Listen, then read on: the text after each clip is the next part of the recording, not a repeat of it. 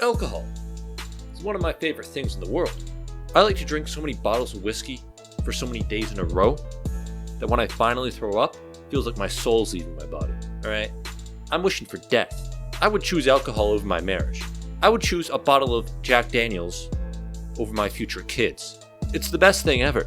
Nothing has ever given me as much peace, happiness, insight, sense of well-being in my entire life. I plan on dying drunk. I got a whole plan. Gonna go to a cliff, drink a bottle of Lagavulin 16, bring my gun. When I'm done with the bottle, finish my cigar, put a bullet in my brain. Cause I'm gonna get Alzheimer's, and that's a death I don't wanna die. I like whiskey. I like alcohol. A lot. Cause this is the thing. Alcohol gets a bad rap. People only ever talk about the downsides of having a severe drinking problem.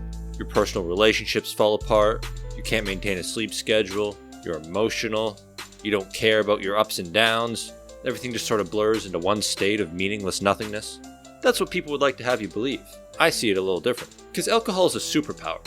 There's a reason that all throughout history, all armies have always rationed their soldiers a drink or two. It's because it gives you the confidence and the fortitude to do what you normally wouldn't have the balls to do.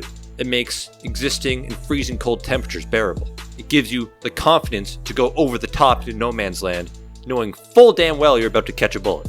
And when you're not in battle, when you're not risking your life for a country that doesn't care about you, it lets you contemplate your existence, write meaningful poetry, have deep thoughts, come up with ideas for the future, because it frees your mind. It's like weed, except instead of making you lazy and want to lay down, it gives you energy. It makes you want to go out into the world and accomplish shit, because you have the confidence, because it's removed your inhibitions. You have the confidence and the fortitude. You have the fortitude to know that you can do what you want to do. You're not lost in the la-la land of marijuana. And don't get me wrong, I like a good old-fashioned marijuana cigarette myself. It also frees your mind. But there's a reason they're pushing that and you can't get a cigarette anywhere anymore. But there's a weed store on every corner because they want you lazy. The kids aren't drinking anymore. They're turning to experimental drugs, gay shit like that, other stuff. But God forbid you have 4 beers and hop in your car, or maybe 6, or maybe 12. Oh no, now you're in prison. Now you have a criminal record. Speaking of which, mothers against drunk driving can suck my fat cock. I hate them. I fucking hate them. Ever since grade 6 to 12, every year there's an assembly.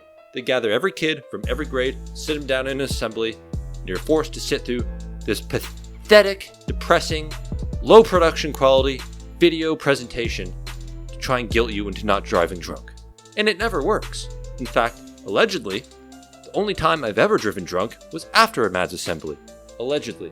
Because I don't like getting told what to do. I don't like getting emotionally manipulated, because that's what they're trying to do.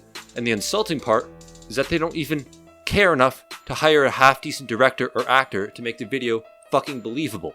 It's insulting. Giving emotional guilt trips to teenagers, trying to get them not to drive drunk, all because their kids had a skill issue and don't know how to control a vehicle. The 12 years I was in school was enough manipulation. I don't need extras on the side. And if you're gonna go through all that time and effort into fucking pissing me off, at least hire a competent director and actor. Or fuck it, hire me to do it, man. I can make one of those videos for half the cost and make it 5 times more effective. Fuck it, I could find 5 people on the street, literally in the next 8 hours, who are better actors than the people they hire for these movies. I don't know what they're doing. And the other thing is this, dude. Alcohol, it makes you a man. People who don't drink, they fucking suck, okay? They're boring as shit, nerds, they're annoying, arrogant about the fact that they don't drink and drive because they think that makes them better than you, or they're healthier for not doing it, then they fucking eat a bag of chips every night. Like, fuck off. The most interesting man in the world, James Bond, is no stranger to a drink or 2 or 5 or 7. You have to be willing to dive into the dark depths of alcoholism in order to truly be a man. Because people who don't drink, people who don't have experiences of getting too fucked up, and, like myself, tripping over their own foot, knocking themselves unconscious for 5 minutes, almost cracking their head open on the ice and dying, okay? People who don't have those experiences because they've never gotten drunk don't know their limitations. They also don't know what they're capable of because they hold themselves back. They don't know the lengths they're actually willing to go once they're a little inebriated. They're fucking losers. Alcohol, getting fucked up, getting drunk, drinking a little bit on the weekends, or drinking every night. It's an integral part of the human experience. And if you haven't had at least phases of your life where you're doing that, then you haven't truly lived. One of the main goals of a human life should be to experience everything, okay? Experience sobriety, getting fucked up every night. Experience what it is to be human. If you're not getting drunk, if you don't like alcohol, if you're one of those people with a stick up your ass trying to tell everyone how to live their fucking life. I just realized the irony. The point I'm trying to make is that you should drink, because alcohol's the best. I plan on being drunk when I die.